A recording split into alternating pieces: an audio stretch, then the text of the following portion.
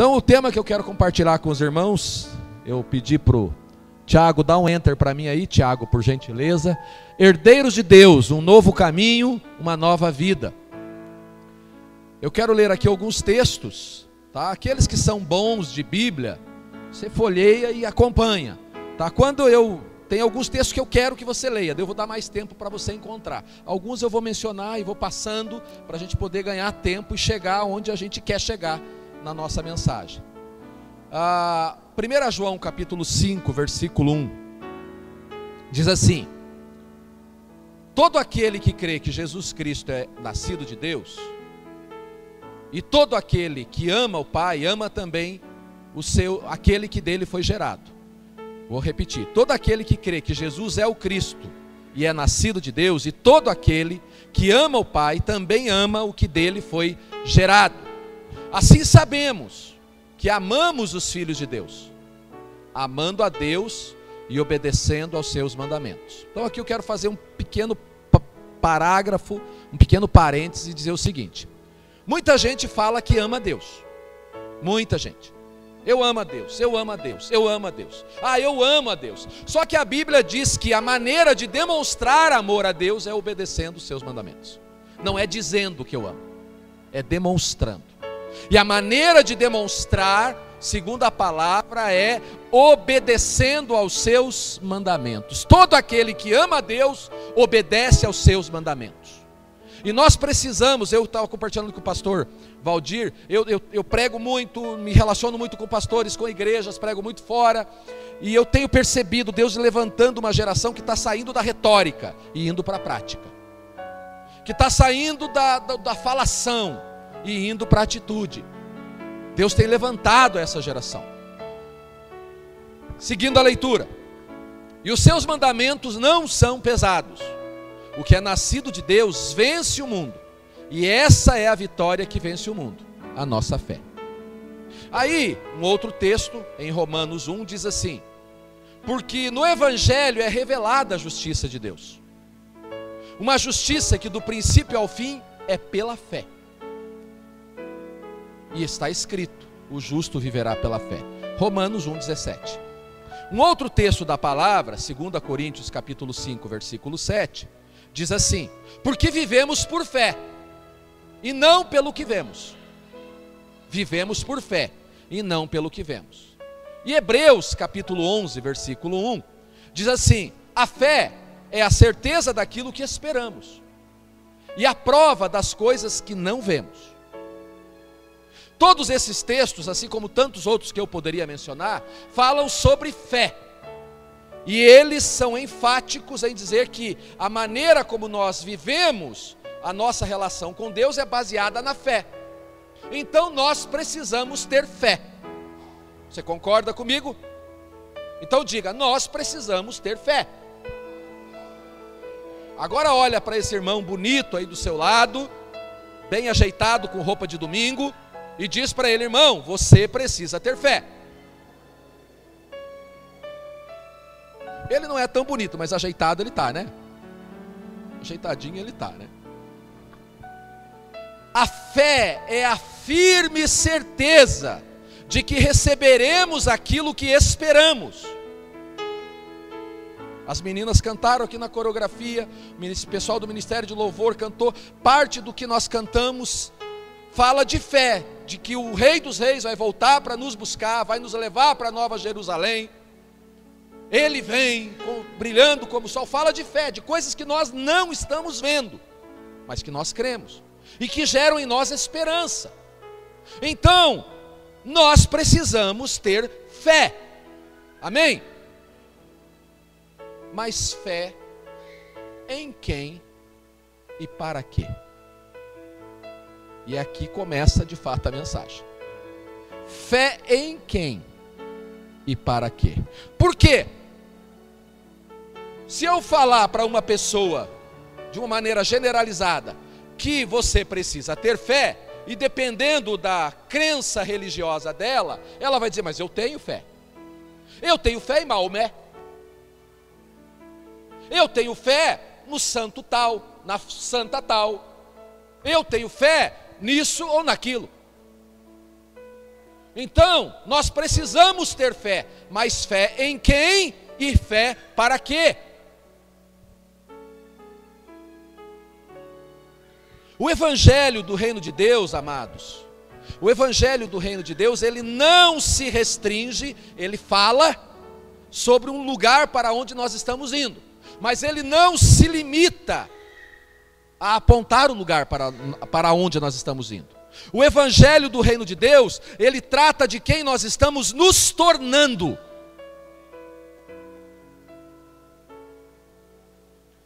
O evangelho do reino de Deus fala de quem nós somos e seremos nele. Mais do que apontar um lugar para onde nós vamos, ele trata de quem nós somos, de quem nós estamos nos tornando, a imagem de quem nós estamos nos tornando.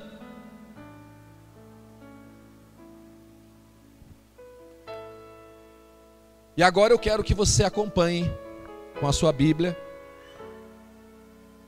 por gentileza, Gálatas capítulo 4. Esse texto eu quero que você acompanhe a leitura, porque é o texto base da nossa mensagem para refletirmos nessa noite, tá? Quando eu precisar eu te dou um toque, tá, Tiago? Quando chegar aqui eu peço para você dar um enter aí. Gálatas capítulo 4, versículos 4 e 5.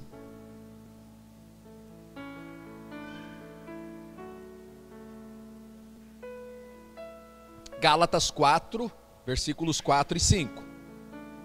Mas quando chegou a plenitude do tempo, Deus enviou o seu Filho, nascido de mulher, nascido debaixo da lei, a fim de redimir os que estavam sob a lei, para que recebêssemos a adoção de filhos. Vou repetir a leitura para ficar bem gravado. Mas quando chegou a plenitude do tempo, Deus enviou seu Filho, nascido de mulher, nascido debaixo da lei, a fim de redimir os que estavam sob a lei, para que recebêssemos a adoção de filhos. Senhor Deus, mais uma vez nós oramos, pedindo ao Senhor e dando liberdade ao Teu Espírito, para que toque na nossa mente e nos ajude a entender a Tua palavra, a Tua verdade, a Tua vontade, para nós como indivíduos e para nós como igreja, como corpo. Nós Te damos liberdade, Espírito Santo, para tocar na nossa mente e renovar o nosso entendimento. Te damos liberdade para tocar na nossa alma e aquietar os nossos sentimentos, para que possamos ser nessa noite o terreno bom, a terra boa, aonde a Tua palavra lançada encontra o ambiente propício, adequado para germinar e produzir os frutos, para a Tua honra, a Tua glória e para a nossa própria edificação. Senhor, em nome de Jesus, nós Te agradecemos. Amém. Fé em quem? Fé em quem? Em Jesus. Por quê? Por que eu tenho que ter fé em Jesus? O texto de Gálatas, de Paulo aos Gálatas, diz que na plenitude dos tempos, no momento exato, é isso que a Bíblia está dizendo, no momento que é dito pela Bíblia como tempo no seu máximo, uma ocasião única na história da humanidade, uma ocasião onde todas as nuances da história convergiram para um grande acontecimento. Queridos, é fato que na história da humanidade nós tivemos inúmeros homens e mulheres que contribuíram para o desenvolvimento da humanidade.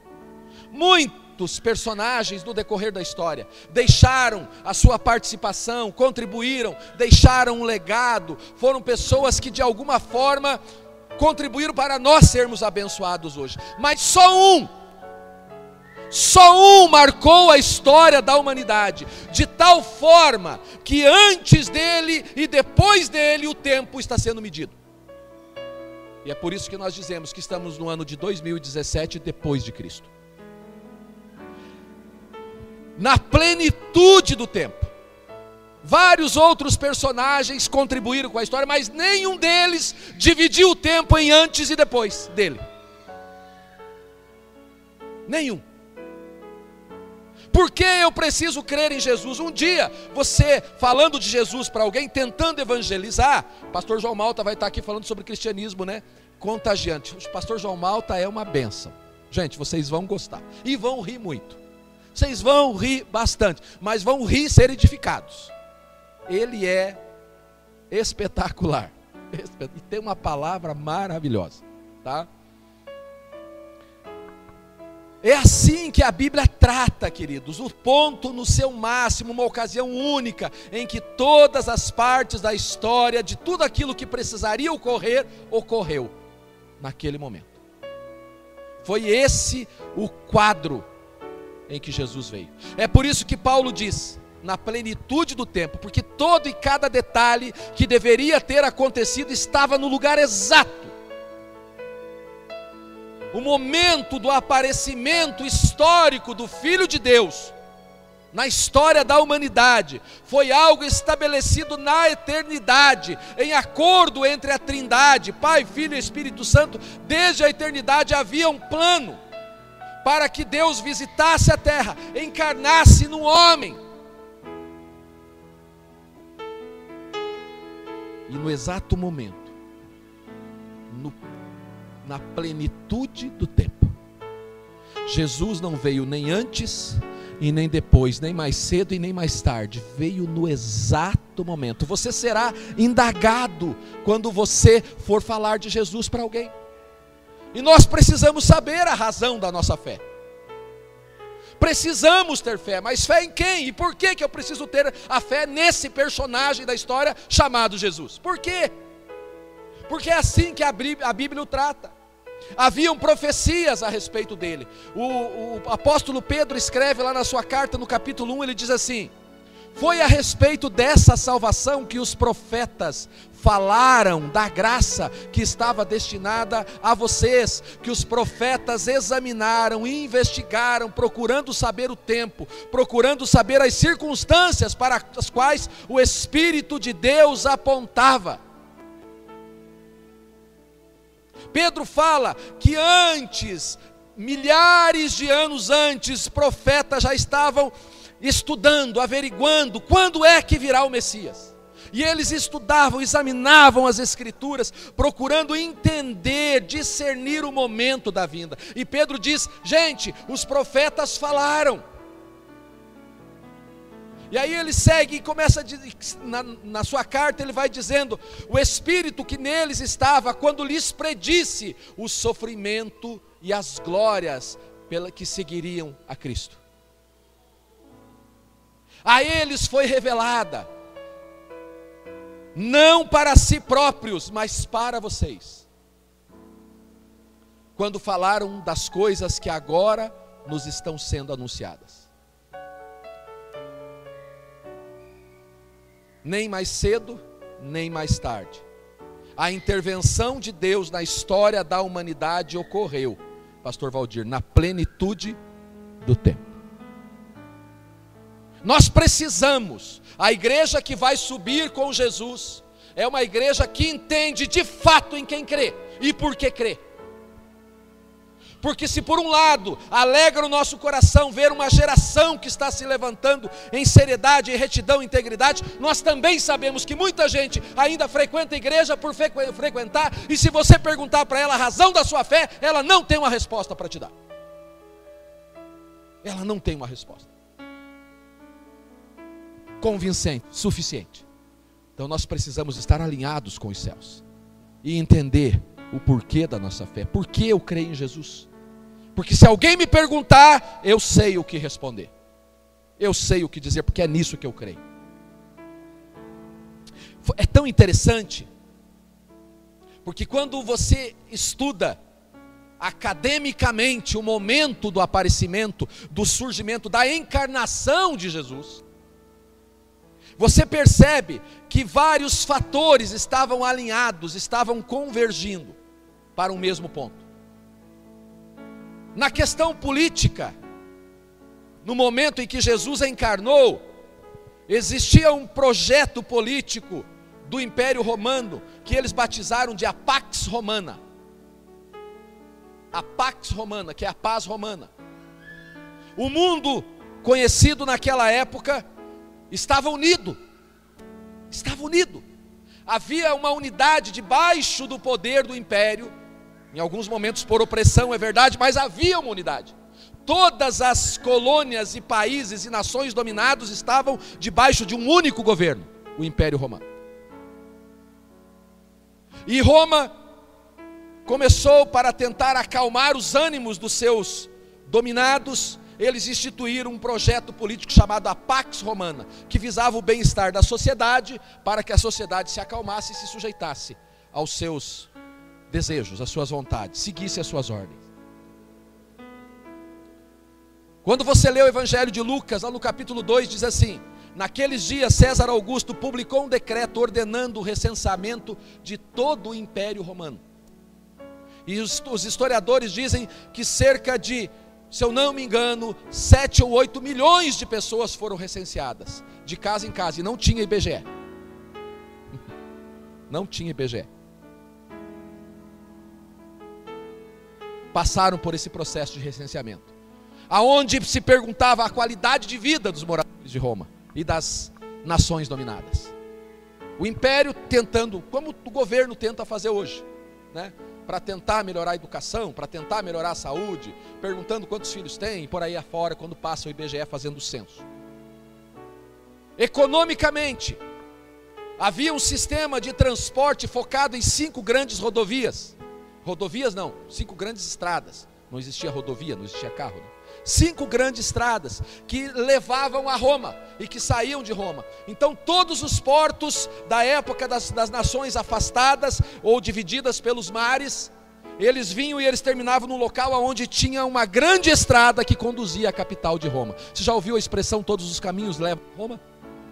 Vem dessa época.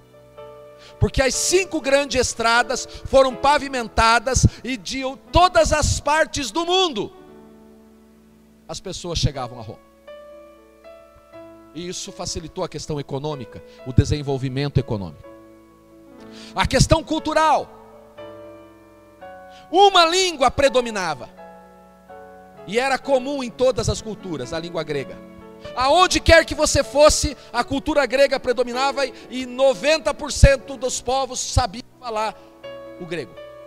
Isso facilitava a comunicação. Se liga nisso, são informações importantes, querido. São informações muito importantes. A questão religiosa. Havia um sentimento de frustração, de decepção com o politeísmo, com o paganismo. As pessoas estavam frustradas e numa grande parte da nação daquela época existia uma fome messiânica. Eles esperavam alguém que viesse com uma resposta. Por isso, quando a gente faz teologia, a gente estuda lá no período interbíblico, antes do nascimento de Jesus, no período em que se encerra a história de Israel, e há um período de 400 anos chamado de período do silêncio de Deus, surgiram cerca de uma dezena de Messias. O pastor Valdir acho que conhece a história. Muitos Messias. Cerca de 15 anos antes de Jesus nascer, tinha um Messias na cidade. Um tal de Tadeu, que foi a pedrada. Cerca de 40, 50 anos, um tal de João Macabeu entrou na cidade de Jerusalém, montado num cavalo e proclamando a independência de Jerusalém.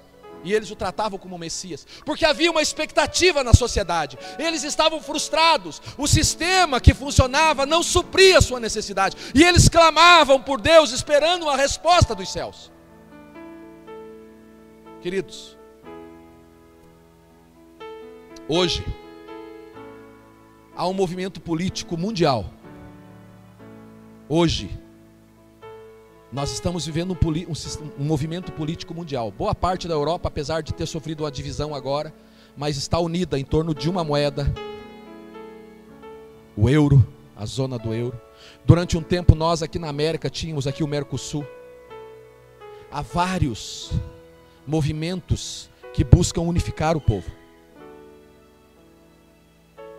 Preste atenção nisso, porque os dias da volta de Jesus também, esses fatores também apontam para os dias da volta de Jesus. Nós não sabemos o dia e nem a hora, porque a Bíblia diz que não sabemos o dia e nem a hora. A Bíblia diz que isso não será revelado a nenhum homem, nem ao próprio Jesus foi revelado isso, ele diz isso. Só o Pai sabe. Tivemos agora nessa semana alguém dizendo que o mundo ia acabar. Não acabou. Não acabou. Agora, um fato é certo. Nós não sabemos se vai durar, se vai levar 1 ano, 10 anos, mais 5 anos, não sabemos. Mas nós sabemos que estamos na última fase. É a última etapa. Não sabemos quanto tempo dura essa última etapa. Para a piazada que joga videogame, né? É a última fase. Depois dessa, game over. Nós sabemos que é a última etapa. Os sinais estão apontando. Não sabemos quanto tempo vai levar. Talvez leve 10. Talvez eu veja. Talvez eu não veja. Mas seja quanto tempo, é a última etapa. É a última fase. Politicamente há esse movimento que existia na época, de unificar as nações. Na questão cultural, pastor Felipe Vilela, é um pastor lá do Mevan de Itajaí, e ele tem um projeto tremendo na África, numa cidade chamada Mumbala, que tem um centro de refugiado de crianças órfãos aidéticas. São cerca de 10 mil pessoas vivendo num centro de refugiados, e 80% delas são portadores do vírus AIDS. E ele tem esse trabalho lá, e é impressionante, né, porque ele... tempos atrás eu conversava com ele, falei, pô Felipe, que desafio legal. Falei, mas vai ser um desafio tremendo, porque você tem que chegar lá e falar o dialeto deles, né? Geralmente é assim nas tribos africanas, né? Eles têm o seu próprio dialeto. Então, né, todo esse processo, ele falou assim, não pastor, a piazadinha lá, tudo de 5, 6 anos já fala inglês. Apesar da pobreza, o inglês é comum lá. Eu falei, eu até hoje não aprendi a falar inglês, só sei falar I love you, please, né? Falei, eles já sabem falar inglês. E qual é a língua que predomina no mundo hoje? O inglês.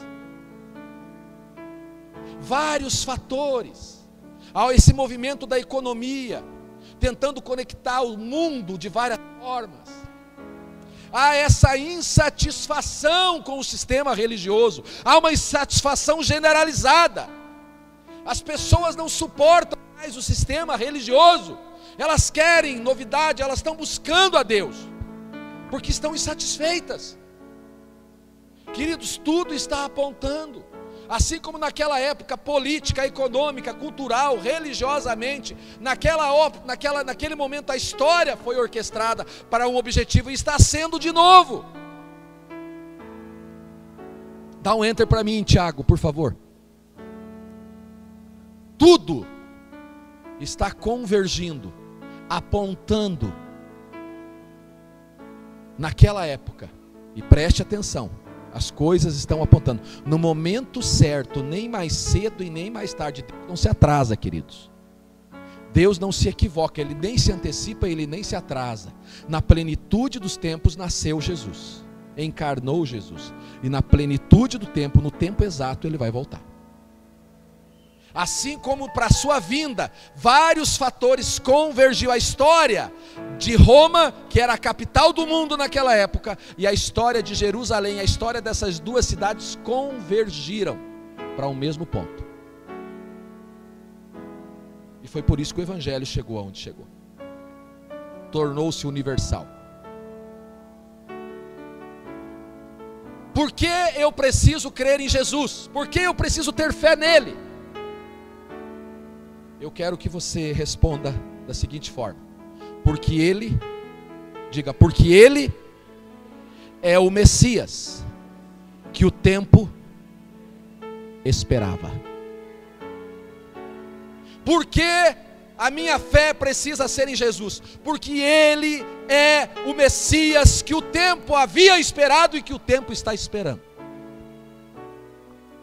Por isso eu preciso ter fé nele. Fé em quem? Nele. Por quê? Porque ele é o Messias. Ele é a resposta de Deus para as necessidades da humanidade. Ele é o que aquela sociedade esperava e ele é a resposta que essa sociedade espera. Mas o texto diz mais. O texto de Paulo aos Gálatas diz que na plenitude do tempo, no momento exato, o Messias veio. Mas diz o seguinte: aponta para mais umas características que podem nos ajudar a amadurecer, a desenvolver, a consolidar a nossa fé. Ele foi o nascido de mulher. Na plenitude dos tempos, Deus enviou o seu filho, nascido de mulher. E por que que isso é importante? Dá um enter para mim, Tiago, por favor. Porque essa informação, nascido de mulher, aponta para uma característica do Filho de Deus, do Messias. O que nós na teologia chamamos de kenosis. A doutrina do esvaziamento. Kenosis significa isso: a humilhação do Filho de Deus. Texto de Paulo aos Filipenses: mas esvaziou-se a si mesmo, vindo a ser servo, tornou-se semelhante aos homens. É a doutrina da kenosis, o esvaziamento do Filho de Deus, nascido de mulher, nascido como nasceu o seu filho, irmã. Jesus nasceu como nasceu o seu filho. Maria teve dor de parto como você teve, irmã. Jesus chorou, abriu o berro quando nasceu. Como as crianças, os seus filhos nasceram, homem. Alguém teve que dar um soprão, de repente tirar o resto da placenta, do sangue, da sua boca e das suas narinas. Ele assumiu a forma de homem, nascido de mulher, aponta para o esvaziamento e a humilhação do Filho de Deus. Ele deixa a Trindade, ele como uma das pessoas da Trindade, ele abre mão dos seus atributos divinos para assumir a identidade humana.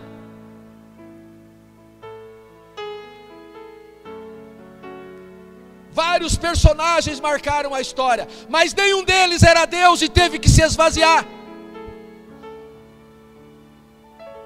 Alguns deles eram homens querendo ser deuses. Ele era Deus e se fez homem. Ele deixou de lado os seus atributos divinos, sem perder a sua natureza divina, mas deixou os seus atributos.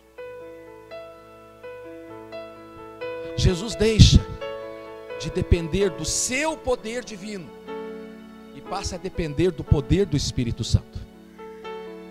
Preste atenção nisso, porque alguns acham que Jesus, até os 30 anos, aqueles filminhos que ele queria, até os 30 anos Jesus foi um homem como eu e você,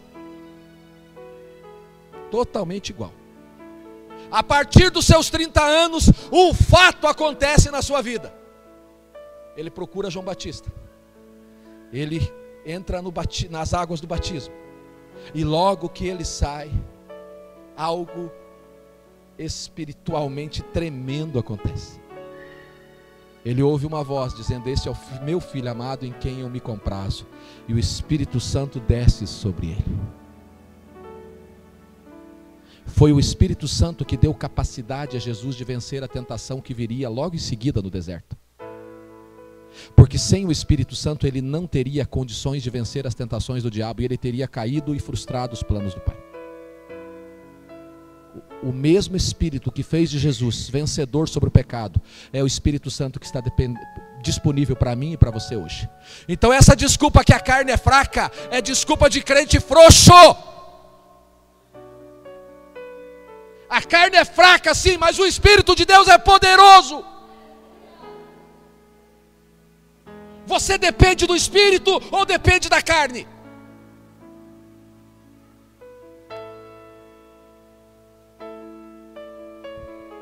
Ele deixa de depender do seu poder divino. Ele esvazia-se dos atributos divinos, para depois então precisar do Espírito Santo. E deixa eu dizer algo a você: é impossível viver uma vida cristã genuinamente sem o Espírito Santo. Não tente, porque você não vai conseguir. Não vai conseguir. Ninguém consegue. Ninguém consegue. Gênesis 3,15 e Isaías 7,14 tem duas profecias apontando para esse fato. Gênesis 3,15 diz assim: porém inimizade entre você e a mulher, entre a sua descendência e o descendente dela. Este lhe ferirá a cabeça e você lhe ferirá o calcanhar. Falando que Jesus nasceria de uma mulher, descendente da mulher. Isaías 7,14 diz: por isso o Senhor mesmo lhe dará um sinal. A virgem ficará grávida e dará à luz a um filho e o chamará Emanuel. A virgem, a mulher. Maria era uma mulher humana, como qualquer Maria de hoje. Ela só tinha uma diferença de algumas Marias: era uma mulher temente a Deus. Essa era a grande diferença dela de algumas Marias, assim como era a diferença de José com alguns Josés de hoje. Mas eram homens exatamente igual a nós somos, sujeitos aos mesmos erros, sujeitos às mesmas falhas, pecadores como nós. Ele, Jesus, esse fato, esse detalhe que diz que nascido de uma mulher, fala nascido de uma mulher, aponta para que Jesus, um Jesus que era totalmente humano, mas plenamente divino, o único Deus homem, o único Deus homem, o Filho de Deus foi enviado para ser um conosco na nossa humanidade. Ele nasceu de uma mulher, de uma virgem, como predito pelos profetas. Texto que nós lemos aqui, por exemplo, o profeta Isaías. Nasceu, e é interessante, esse detalhe também é importante, uma informação importante. Porque diz nascido de uma mulher, e um costume da época é que nas genealogias você apontava para o homem, fulano de tal, filho de fulano. Mas a Bíblia diz que Jesus não nasceu de um homem, nasceu de uma mulher. Por quê? Porque o homem não teve participação na geração de Jesus. Foi Deus quem gerou Jesus no ventre de Maria. Diga comigo: ele é o filho nascido de uma mulher, o Messias que o tempo esperava. Por que eu preciso crer nele? Porque ele é o nascido de uma mulher, o Messias que o tempo esperava. Mas diz mais o texto: na plenitude do tempo, Jesus enviou o seu filho nascido de uma mulher sob a lei. E o que é que isso nos ensina? O que é que nós podemos aprender com essa informação da palavra? Querido, nada que está escrito na Bíblia está escrito à toa.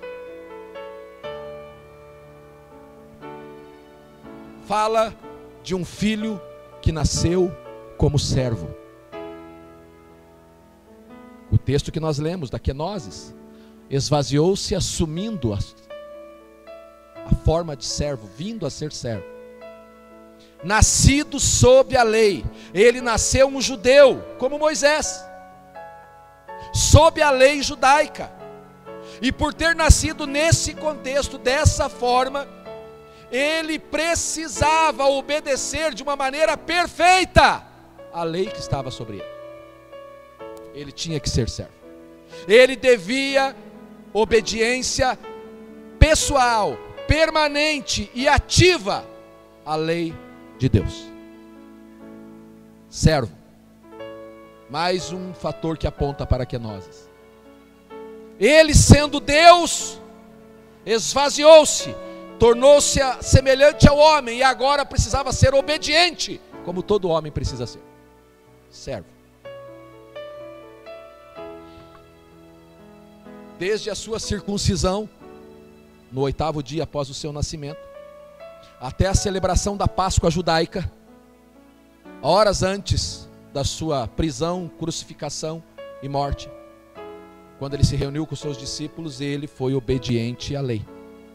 Todos os detalhes da vida de Jesus estavam sob a direção da lei de Deus. Todos. Como servo do Senhor, ele estava sujeito a todos os preceitos da lei. Todos os preceitos. As suas recompensas e as suas sanções. Ele precisava ser obediente, porque ele colheria as consequências da obediência ou não. A lei exigia um homem justo, um homem que cumprisse os mandamentos do seu Deus, do seu Pai. E Jesus foi exatamente esse homem, que cumpriu todos esses preceitos. É isso que diz o autor de Hebreus no capítulo 10, versículo 5. Por isso, ao entrar no mundo diz: eis-me aqui, no rolo do livro está escrito a meu respeito, para fazer a tua vontade, ó Deus. Servo, obediente à lei. Por que eu preciso crer em Jesus? Porque Ele é o Messias, pelo qual o tempo havia esperado, que como servo nasceu de uma mulher. Repita comigo, diga: Ele é o Messias, pelo qual o tempo havia esperado, que como servo nasceu de uma mulher, sob a lei. Dá um enter para mim. Ele é o Messias, pelo qual todo o tempo havia esperado, que nasceu de uma mulher, como servo, sob a lei. Muito bem. Até aqui eu abordei com você. Por quê? Eu preciso crer nele. Agora deixa eu falar um pouquinho para você sobre quem é ele. Sobre quem é ele. Eu preciso crer nele porque ele é o Messias, pelo qual todo o tempo havia esperado, que nasceu de uma mulher, como os profetas haviam predito, como servo, sob a lei. Mas quem é ele? Quem é?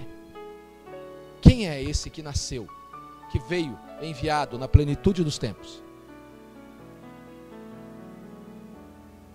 Ele é o Filho enviado pelo Pai. O texto diz isso. Na plenitude do tempo, o Pai enviou o seu Filho. Na plenitude do tempo, o Pai enviou o seu Filho. Ele existia antes de ter sido enviado. Existia como uma das pessoas da Trindade. O Filho, o nome dele no céu não era Jesus. Esse foi o nome dele na terra. No céu, sabe como é que ele é chamado? O Filho. Lá, ele é o Filho. O Filho. Uma das pessoas da Trindade, que se relaciona com o Pai e com o Espírito em igualdade, mas em sujeição. Em igualdade, mas em sujeição. Em igualdade, mas em sujeição. E eu vou repetir: em igualdade, mas em sujeição.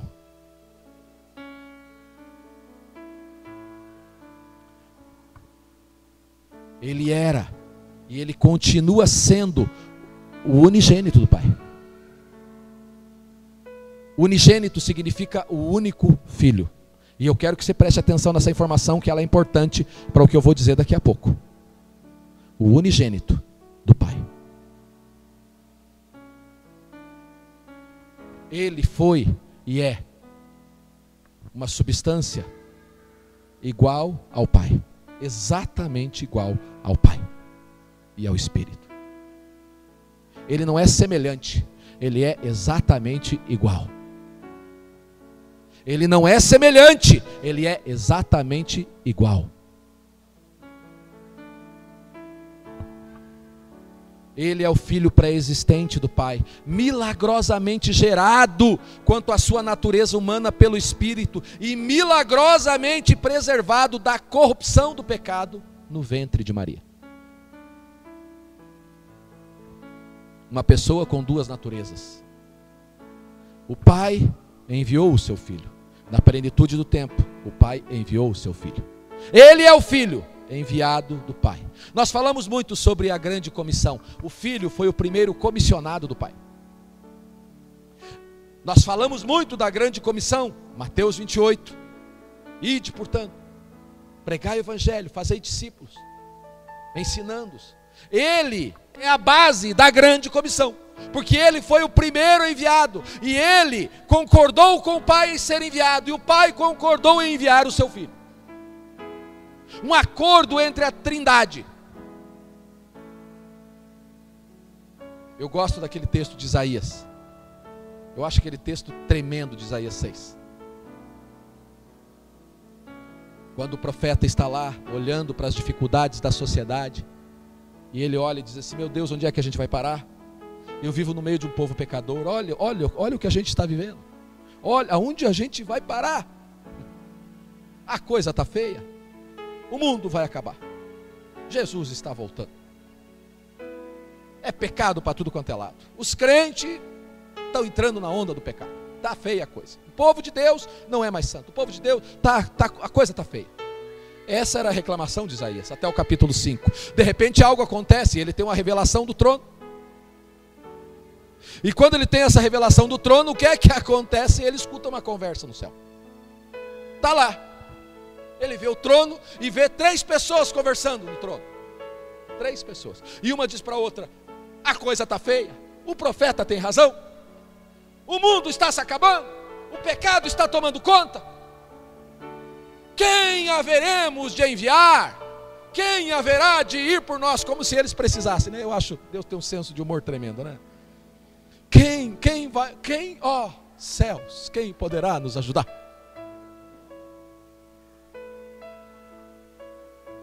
Né? Tipo assim, e aí, quem será que pode? Isaías está lá, né? E aí, quem será que Isaías está ouvindo? Quem será que você acha? Que a gente envia? E aí Isaías diz assim: ei, estou aqui. Só que eu tenho um problema, eu também sou um pecador. Eu moro no meio desse povo pecador e eu também sou um pecador. Tanto quanto eles. Mas pode me enviar. E o que é que acontece? Então um anjo pega do altar uma brasa e o purifica. O seu pecado não é desculpa para não servir a Deus, porque você tem um Deus que é maior do que o seu pecado, e Ele ainda continua procurando. Essa conversa ainda continua no céu.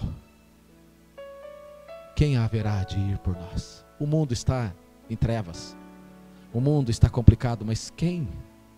Só que a gente, no nosso sistema religioso, a gente dobra aqui de Deus, dá um jeito, Deus traz a solução. E Deus diz: ei, essa oração é minha. Eu é que estou perguntando, quem é que vai mexer nesse negócio? O pai concordou em enviar o seu filho, e o filho concordou em ser enviado pelo pai. Ele é a base da grande comissão. O eterno propósito de Deus, que na plenitude do tempo, em acordo na Trindade, decidiram que o Filho seria o enviado. E esse Filho deveria obedecer toda a vontade do seu Pai. Toda. Filho, você vai? Vou. Você vai perder os seus atributos divinos. E você vai passar a ser dependente do Espírito Santo. O Espírito vai te socorrer, mas você precisa se sujeitar a Ele. Você está entendendo, filho? Você vai abrir mão dos seus atributos que você tem aqui na glória. Você não vai perder a sua natureza, mas você vai abrir mão dos seus atributos. Você está entendendo, filho? Você quer se tornar igual aos homens? Quero, pai. Quero. Você quer passar a ser dependente do Espírito? Quero. Quero, pai. Eu me sujeito a isso. E tem uma revelação tremenda aqui, querido. Porque a Bíblia diz que por causa dessa atitude ele se tornaria herdeiro de todas as coisas.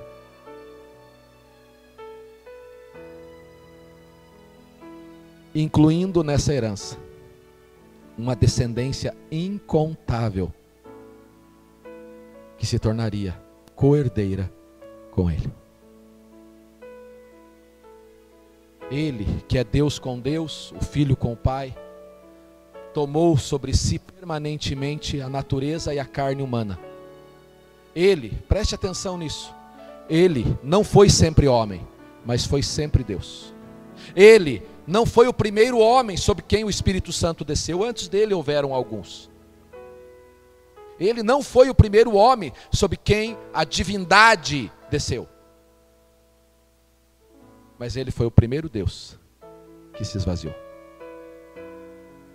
Ele foi o primeiro Deus. Ele era primeiramente Deus e tomou sobre si a nossa humanidade. E nós precisamos ter certeza de que essa é a fé que nós cremos. Porque não basta ter fé. Eu preciso saber em quem eu creio e por que eu creio. Em quem eu creio e por que eu creio. Porque senão nós seremos apenas frequentadores de igreja. E sabe qual será a diferença entre nós e aqueles que nós criticamos que vão à missa? Nenhuma. A diferença é que aqui a gente não tem uma imagem. A diferença é que a gente não tem um papa, apesar de que algumas igrejas têm os seus papas.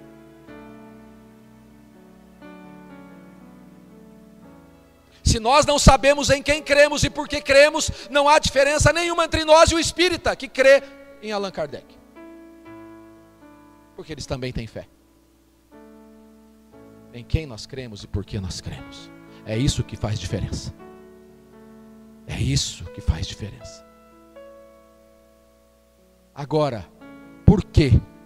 Em quem nós cremos? Em Jesus. Quem é Ele? É o Filho de Deus. Por quê? Qual é o motivo? Ele nasceu, ele veio, na plenitude do tempo, ele foi enviado pelo seu pai, nascido de uma mulher, como servo, sob a lei. Mas por que ele fez isso? Por quê? Deus poderia ter tantas outras alternativas para redimir a humanidade. Ele é Deus, ele pode fazer tudo. Ele é onipotente, não há limitação no seu poder. Por quê? Precisou ser do jeito que foi. Porque ele nasceu dessa forma. E nós vamos tratar agora, finalizando, sobre o objetivo da sua vinda. E o texto diz, na plenitude do tempo, Deus enviou o seu Filho, nascido de uma mulher, como servo, sob a lei,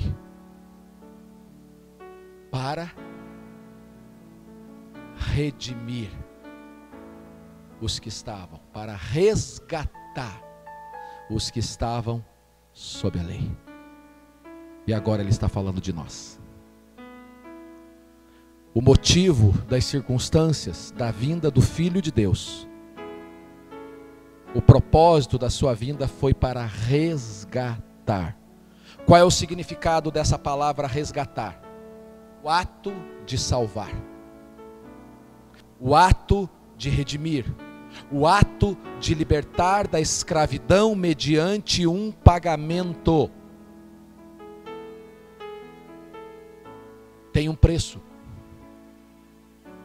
Tem um preço. Tinha um preço e continua tendo um preço. O preço pago, para exemplificar melhor, você lembra da história de Israel no Êxodo? Eles estavam debaixo da escravidão, debaixo da opressão do faraó no Egito. E o Êxodo conta que eles estavam lá. E então Deus, vendo a necessidade, ele intervém na história, ele desce. E o texto de Êxodo 3 diz, eu desci para libertá-los, para resgatá-los, para redimi-los, para livrá-los da opressão que eu tenho visto. E para conduzi-los, olha que coisa linda, querido. É isso que Deus quer fazer comigo, com você, conosco. Ele nos tira de um estado e quer nos levar a outro estado. Ele nos tira da escravidão, da opressão. Foi por isso que ele desceu no Egito. Foi por isso que ele desceu em Jesus, encarnando no homem, para nos libertar, para nos resgatar da escravidão, porque nós estávamos sob a lei, e a lei nos condena, porque nós pecamos. O salário do pecado é a morte. Ele vem para nos tirar do império das trevas, de uma situação de escravidão, de opressão, de morte, para nos transportar a um outro estado, a uma outra situação espiritual, o reino do seu Filho amado, o seu reino de luz. Eu desci para libertá-los da escravidão do faraó e para levá-los a uma terra, a um lugar, a uma situação de liberdade, de vida e vida em abundância. Foi para isso que ele desceu, foi para isso que ele encarnou. Mas lá no Egito teve um preço. Qual foi o preço? A morte dos primogênitos. E quando o cordeiro pascal é sacrificado, ele já apontava para alguém que seria sacrificado de uma vez por todas. Existe um preço. Através de Moisés, Israel aprendeu sobre um substituto para pagar a pena. E tudo foi lançado sobre os primogênitos. Eles tinham um cordeiro como primogênito e por isso foram livres. Os egípcios não tinham e por isso perderam seus primogênitos.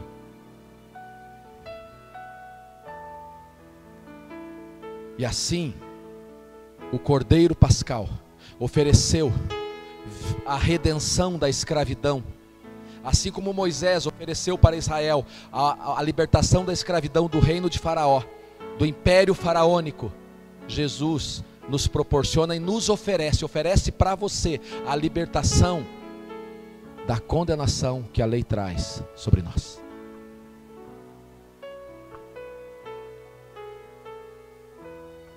Existe uma redenção maior do que a redenção de Moisés, e essa redenção está em Cristo. Ele é o verdadeiro cordeiro pascal. Ele é. 1 Coríntios capítulo 5 diz assim: livrem-se do fermento velho, para que sejam nova massa, sem fermento, como realmente são, pois Cristo, o nosso cordeiro pascal, foi sacrificado. 1 Pedro 1,19: pois vocês sabem que não foi por meio de coisas perecíveis, como prata ou ouro, que vocês foram redimidos da sua maneira vazia de viver, que foi-lhes transmitida pelos seus antepassados, mas pelo precioso sangue de Cristo, como de um cordeiro sem mancha e sem defeito, conhecido antes da criação do mundo, revelado nesses últimos tempos em favor de vocês. Por meio dele, vocês que creem em Deus, por meio dele, vocês que creem em Deus, que ressuscitou dentre os mortos e o glorificou, por meio dessa fé, a esperança de vocês está em Deus. João 29, no dia seguinte, João aproximou e disse: vejam, este é o Cordeiro de Deus que tira o pecado do mundo. Isaías 53:12: por isso eu lhe darei uma porção entre os grandes, e ele dividirá despojos com os fortes, porquanto ele derramou a sua vida até a morte, e foi contado entre os transgressores, pois ele carregou o pecado de muitos, e intercedeu pelos transgressores. Hebreus 2: ao levar muitos filhos à glória, convinha que Deus, por causa de quem e por meio de quem tudo existe, tornasse perfeito, mediante o sofrimento, o autor da salvação deles. Ora, tanto o que santifica quanto os que são santificados provém de um só. Por isso Jesus não se envergonha de chamá-los de irmãos, dizendo: proclamarei o teu nome no meio dos meus irmãos, na assembleia te louvarei. Porém nele a minha confiança. E novamente ele diz: aqui estou eu, Pai, com os filhos que tu me deu. Apocalipse capítulo 5: então vi o cordeiro, que parecia ter estado morto, de pé no centro do trono, cercado pelos 4 seres viventes e pelos anciãos, e ele tinha 7 chifres, 7 olhos, que são os 7 Espíritos de Deus, enviado. Eu me perdi aqui. Ele tinha 7 chifres, 7 olhos, que são os 7 Espíritos de Deus enviados a toda a terra. Ele se aproximou, recebeu o livro da mão direita daquele que estava assentado no trono. Ao recebê-lo, os 4 seres viventes e os 24 anciãos se prostraram diante do Cordeiro. Cada um deles tinha uma harpa e taças de ouro cheias de incenso, que são as orações dos santos. E eles cantavam um novo cântico: Tu és digno de receber o livro e de abrir os selos, pois foste morto, e com o teu sangue compraste para Deus homens de toda tribo, língua, povo e nação. Foi assim, queridos, que Cristo realizou o verdadeiro êxodo espiritual, nos transportando do reino das trevas, do império das trevas, para o reino do seu amor. Foi assim, pagando um preço para nos resgatar. Por que Ele veio? Para nos redimir, para redimir os que estavam sob a lei, para nos redimir. Queridos, boas novas de grande alegria. O Filho de Deus veio para trazer a você libertação, para resgatá-lo. Como diz o autor do texto, da sua maneira vazia de viver. Na vida e na morte, Jesus, o Filho de Deus, prestou obediência, a obediência exigida pela lei. E com base nisso, como nós lemos aqui nos textos, com base nisso, na sua obediência, Ele vai diante do Pai e Ele pede ao Pai que aplique os méritos da sua obediência em favor dos seus irmãos. Olha que coisa tremenda. Por causa da obediência dEle, os méritos da obediência dEle, Ele transfere para nós. E Ele chega diante do Pai e diz: Senhor, eles creem em mim. Agora, salva-os, cura-os. Senhor, eles creem no meu sacrifício. Agora liberta-os. Tira-os da treva, tira-os da condenação. Pai, eu te obedeci, eu sofri para te obedecer, mas agora, pelos meus atos eu peço, aqui estão os meus irmãos, aqueles que creem em mim. Salva-os, cura-os, liberta-os dessa maneira vazia de viver, dá sentido à sua vida, dá-lhes um propósito, dá-lhes a condição de experimentar o teu amor de Pai.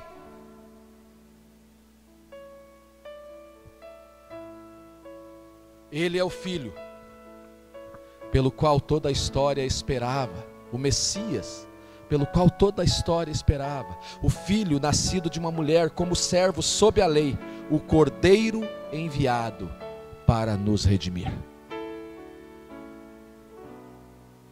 Mas tem mais um motivo,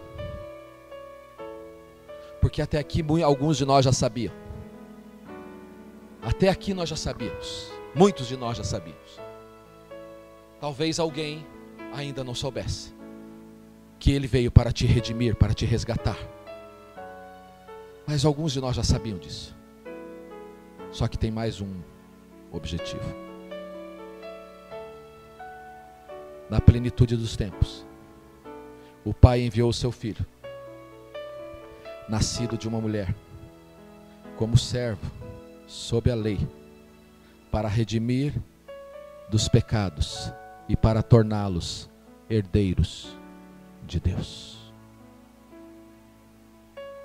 Não é só a salvação, irmão. Não é só a libertação. Existe uma herança reservada para você. Existe uma herança. Herdeiros de Deus, um novo caminho, uma nova vida. O objetivo da vinda do Filho de Deus era para que nós recebêssemos a adoção de filhos. Existe um termo comum, muito usado na sociedade: todos são filhos de Deus. Não. Me desculpe se você acredita nisso, mas isso não é verdade, segundo a Bíblia. Porque a Bíblia diz que aqueles que creem no seu nome, a estes é dado o poder de serem feitos filhos de Deus. Então, o que a gente é antes de crermos em Jesus? Criação de Deus. Porque nós, por causa do pecado, nós perdemos o status de filhos. E na verdade, como diz a Bíblia, ele era o unigênito. Lembra que eu falei para você prestar atenção? O que significa unigênito? O filho único. Só que a partir da vinda de Jesus, ele deixa de ser o unigênito. E uma transformação acontece. E ele passa a ser o primogênito. O primeiro de uma família de muitos filhos. Ele nos dá o privilégio da adoção. Herdeiros com direitos e privilégios completos. Nos dias de Roma, acho que alguns aqui já assistiram aquele filme Ben-Hur. Quem já assistiu o filme Ben-Hur? Poucos. Assista, irmão. Filme muito bom.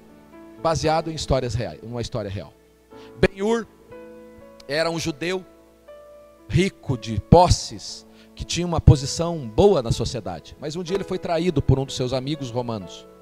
E por causa dessa traição, ele perdeu todas as suas posses, porque era assim que o governo de Roma fazia, os considerados traidores. Perdeu tudo e foi vendido como escravo. E aí ele está, o filme diz que é numa galé, como escravo remando um barco. E ele conhece o capitão, o dono daquele barco, o chefe daquele barco. E aquele homem não tinha filhos. E o homem ele salva a vida daquele homem no naufrágio.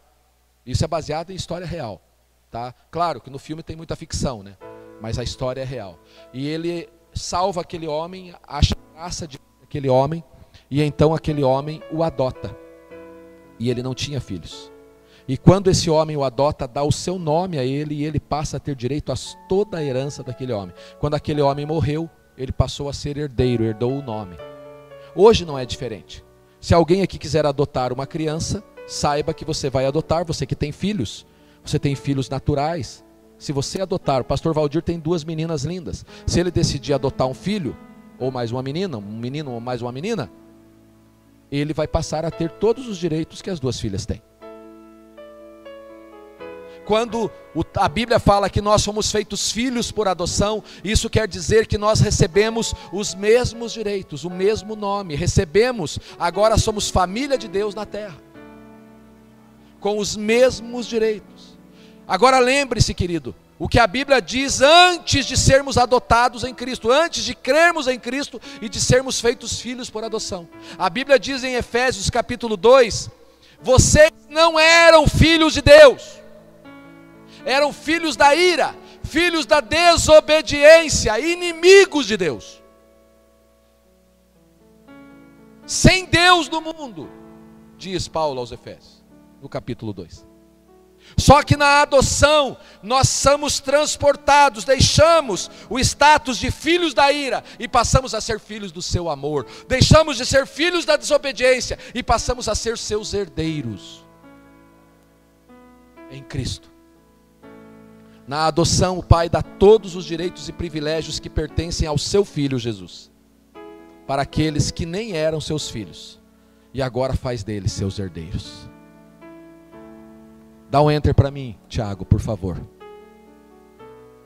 Ele é o Messias, pelo qual todo o tempo havia esperado, que nasceu de uma mulher como servo sob a lei, o Filho eterno enviado pelo Pai, com a maior missão de todas, nos redimir dos nossos pecados e nos fazer herdeiros do Pai, co-herdeiros com Ele. Pela adoção, Ele nos justificou, Ele nos deu o seu mesmo nome, a sua mesma herança, a mesma posição, os mesmos direitos.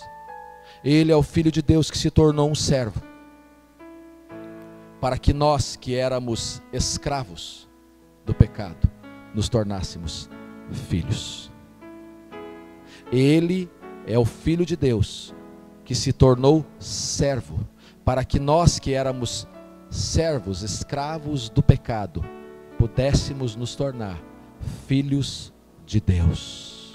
Ele nasceu, Ele veio, Ele habitou, Ele encarnou para nos fazer herdeiros do seu Pai. Leia isso comigo, por favor. Ele é o Messias, pelo qual todo o tempo havia esperado, que nasceu de uma mulher, como servo, sob a lei, o Filho eterno, enviado pelo Pai, com a maior missão de todas, nos redimir dos nossos pecados e nos fazer herdeiros de Deus com Ele. Fé em quem e para quê?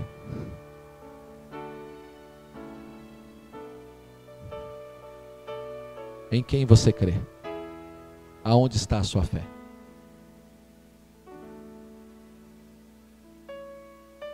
Feche seus olhos.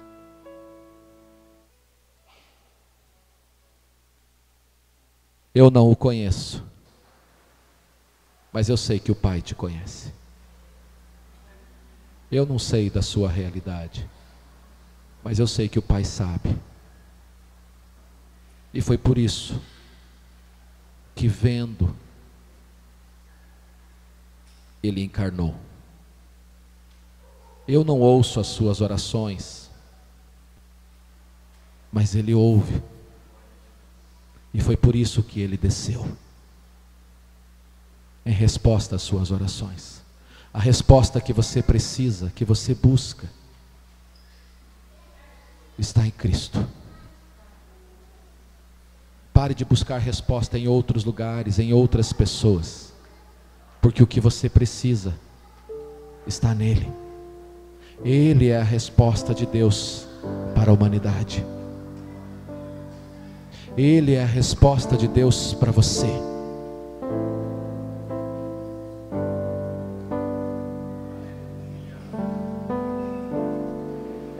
Deixa o Espírito Santo te conduzir em oração. Deixa o Espírito Santo conduzi-lo em oração a partir deste momento.